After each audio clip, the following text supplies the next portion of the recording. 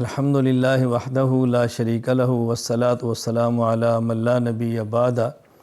پارہ نمبر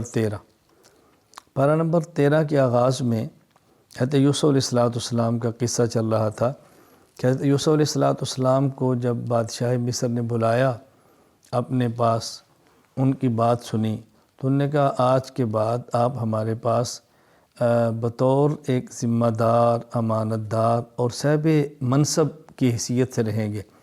تو یوسف علیہ السلام نے فرمایا کہ تم مجھے خزانہ سپرد کر دو، جسے آج کے دور وزیر خزانہ کہتے ہیں، اور یہ فرمایا چونکہ میں نگرانی بھی کر سکتا ہوں، اللہ نے مجھے اس کا علم بھی عطا فرمایا ہے۔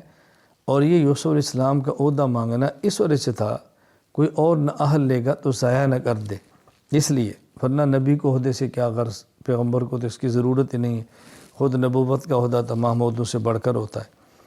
حضرت یوسف علیہ السلام یہ خزانے پر متعین ہو گئے۔ یوسف علیہ السلام کے بھائی آئے، انہوں نے اس وقت یہ طے کیا کہ ہر آدمی کو خاص مقدار میں غلہ دیا جاتا، اور یہ شرط تھی کہ جس کو غلہ لینا ہے وہ خود آئے۔ چنانچہ یوسف علیہ السلام کے بھائی آئے، اور آپ کا سب سے چھوٹا بھائی وہ ساتھ نہیں تھا۔ جب یہ واپس کیے تو یوسف علیہ السلام نے فرمایا کہ تم کتنے بھائی ہو؟ کہا جی ایک بھائی اور ہے، وہ باپ کے پاس ہے، فرمائندہ اس کو بھی ساتھ لانا، اگر تم نہ لائے تو میں تمہیں غلہ بھی نہیں دوں گا۔ اور جب یہ جانے لگے تو ان کو پتہ نہیں چلا، تو جو ان کے غلے کے پیسے تھے وہ انہی کے غلے کے اندر رکھ دیا گیا۔ واپس جا کر نے اپنے والد سے کہا کہ وہ جو مصر میں وزیر خزانہ ہیں، ان نے کہا کہ اپنے بھائی کو بھی ساتھ لاؤ، تو آپ ان کو ہمارے ساتھ بھیجو، ہم ان کی حفاظت بھی کریں گے۔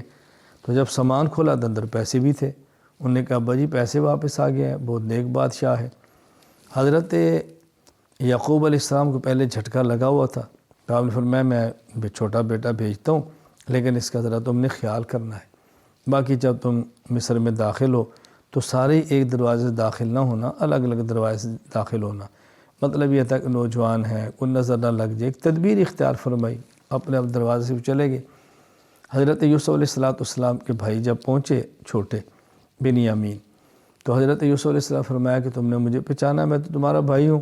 خیر ان کو ساری بات سمجھا دی، اور ایک تدبیر اختیار کی کہ یہ چھوٹے بھائی حضرت یوسف علیہ السلام کے پاس رہ جائیں۔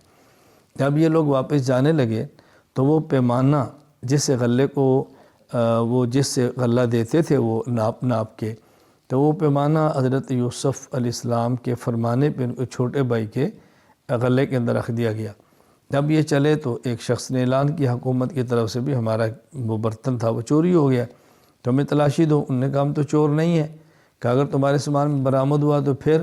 انہوں نے کہا نکل آیا، تو ہمارا اصول یہ ہے کہ جو چوری جیسے سامان برآمد ہوتا ہے اسی کو پہ رکھتے ہیں۔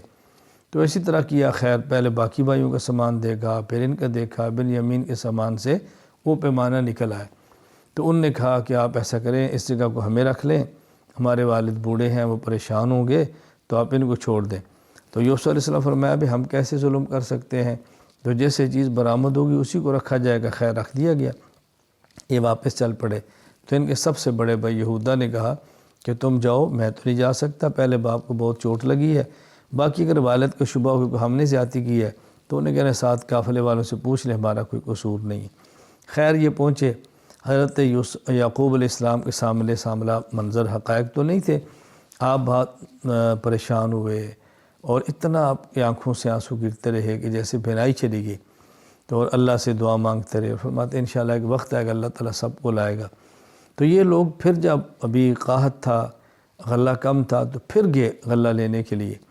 یوسف علیہ السلام کے پاس پہنچے تو یوسف علیہ السلام نے ان کو فرمایا کہ تم نے پہچانا میں کون ہوں، یا وہ کیا معاملہ ہے تمہارا؟ جو ان کے احوال پوچھے تو انہوں نے کہا کیا تو یوسف تو نہیں ہے؟ فرمایا ہاں میں یوسف ہوں۔ اب انہیں اپنے گناہوں کا اعتراف کیا، جرم کا اعتراف کیا۔ یوسف علیہ السلام نے ان کو معاف فرما دیا، اور فرمایا میری قمیص ہے، یہ لے جاؤ والد صاحب کو دینا، اور انشاءاللہ سے ان کی بینائی لوٹ آئی۔ جو ہی یہ قافلہ چلا تو یہ معجزہ تھا حضرت یعقوب علیہ السلام پر کھل گیا۔ تو آپ نے فرمایا کہ مجھے اپنے بیٹے یوسف کی خوشبو آ رہی ہے۔ سبحان اللہ، اللہ نہ بتائیں تو قریب کنویں میں پڑا ہو، نہ بتائیں تو کئی سو کلومیٹر فاصلوں پر بھی بتا دیں۔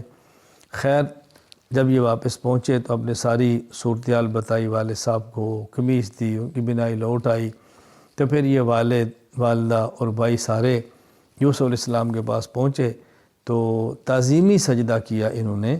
یہ وہ خواب تھی یوسف علیہ السلام نے دیکھی تو اس کی آج تعبیر سچی نکلی کہ آپ کے بھائی ہیں، انی رأیت احد عشر کوکبا، 11 بھائی، پھر والد اور والدہ۔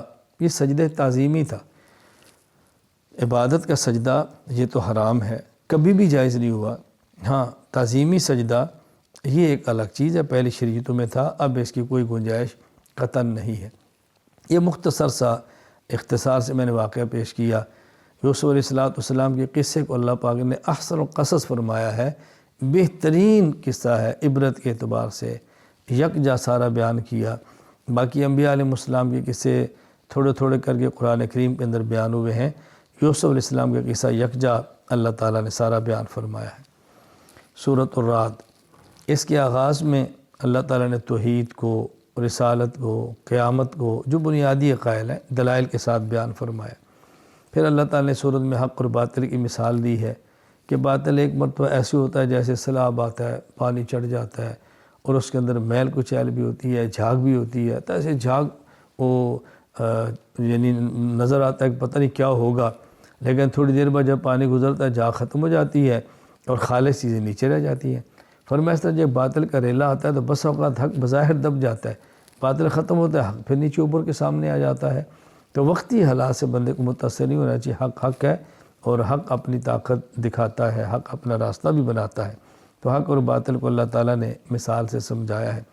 اس طرح سونا پگھلاتے ہیں، چاندی پگھلاتے ہیں تو اوپر جو چیزیں آتی ہیں وہ سمجھے میل کچیل یہ باطل ہے، جو نیچے اصل سونا ہے وہ حق ہے، وہ نیچے رہ جاتا ہے، میل کچیل پھینک دیتے ہیں اور خالص سونا باقی بچ جاتا ہے۔ اسی طرح باطل آتا ہے اور ختم ہو جاتا ہے اور حق باقی رہ جاتا ہے۔ اللہ تعالیٰ نے پھر اس صورت میں متقین کی صفات کو بیان فرمایا ہے، عہد کو پورا کرتے ہیں، رشتہ داروں سے صلہ رحمی کرتے ہیں، اللہ تعالیٰ حکم کے مطابق جوڑ پیدا کرتے ہیں، بلا وجہ توڑتے نہیں ہیں، صبر کرتے ہیں، نماز کی پابندی کرتے ہیں، اللہ کے راستے میں خرچ کرتے ہیں، اور جو لوگ فساق ہیں ان کے اندر یہ صفات نہیں ہیں، اللہ تعالیٰ میں متقین اور صالحین میں شامل فرمائے۔ پھر آخر میں اللہ تعالیٰ نے اپنے پیغمبر کو تسلی دی ہے کہ یہ کہتے ہیں تو رسول نہیں، آپ ان کی پرواہ نہ کریں، آپ فرما دیں کہ اللہ کافی ہے میرے گواہی دینے کے لیے، اور جن کے پاس کتاب کے علم ہے وہ بھی جانتے ہیں کہ میں سچا رسول ہوں۔ آگے سورہ ابراہیم، اس سورہ ابراہیم کے اندر اللہ تعالیٰ نے ایک تو قرآن کریم کو نازل الحکمت بیان فرمائی ہے، لتخرج الناس من الظلمات الی النور، کہ قرآن کریم نازل ہوا، اس سے ظلمت چھٹ جاتی ہے، نور صاف ہو جاتا ہے، یعنی ظلمت الگ ہے اور نور الگ ہے، حق اور باطل کو قرآن کریم الگ الگ کر دیتا ہے۔